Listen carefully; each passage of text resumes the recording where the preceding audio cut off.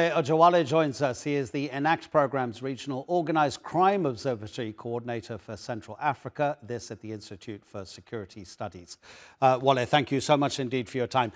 Is it too simple, or is it actually the case that if these two generals, Hamdan and Dagalo, didn't exist, maybe this would never have happened? Is it about the ambitions of just two men? Definitely can be reduced to that, because what is at the heart of what is going on in Sudan is the contestation over supremacy. This is from the president of the medical charity Doctors Without Borders. He says the level of international neglect is shocking. The UN says it needs $2.7 billion just this year to get food and healthcare and other supplies to 24 million people. So 2.7 billion the UN needs. So far, it's received 145 million. It seems the world just doesn't care. That is the reality, and I think we are very fortunate to have the Sudan crisis in the midst of the global turmoil that is going on now. Naturally, issues in Africa are often relegated to the back seat. But when you look at the conflagration of what is going on in Ukraine, in Israel war with Hamas, and then a whole lot of conflict all over the places, this is not something that the world is really prioritizing now.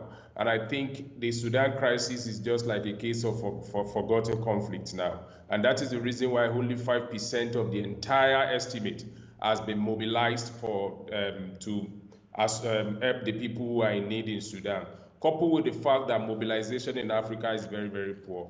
Countries that are supposed to come to their aid are also battling with one thing or the other. Ethiopia to one hand, Egypt to the other hand, and it appears like African Union is not doing enough. It occurs to me that there are some similarities between what's been happening, especially in Darfur, and the Rapid Support Forces and the allegations of war crimes that they're committing there. That it's similar to what was happening in Libya a few years ago, that there are militia committing war crimes, let's say allegedly committing war crimes, which actually makes it more difficult to find peace, because those individual militias and their members, they may not want to lay down their weapons thinking that once there is peace, we're going to be prosecuted.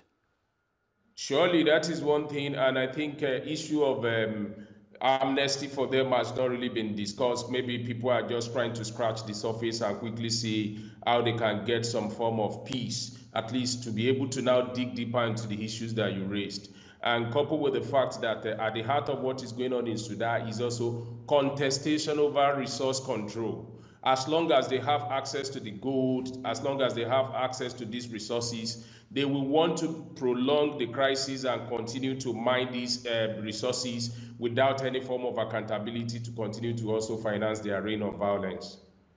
Wole, what do you see as the biggest regional dangers of what's happening in Sudan?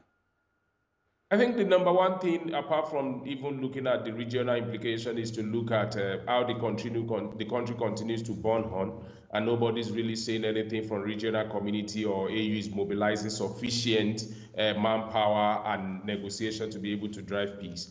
But when you look at this whole thing, I think it's putting the entire region in a serious state of conflict. CAR is unstable. It shares boundary with South Sudan. South Sudan is also a bit of like a piece in the graveyard. You have Chad that is also in the midst of some form of political turmoil and instability. And Ethiopia, to the other hand, is also battling with their own civil crisis. And then up north is also the issue of Middle East crisis now. So I think it's going to create a serious upset if nobody look in this direction. And a lot is at stake in that region that the world, the global powers, cannot afford to look as though nothing is happening in Africa now. Wole Ojewale, thank you so much for the analysis. Really appreciate it. Thank you so much for having me.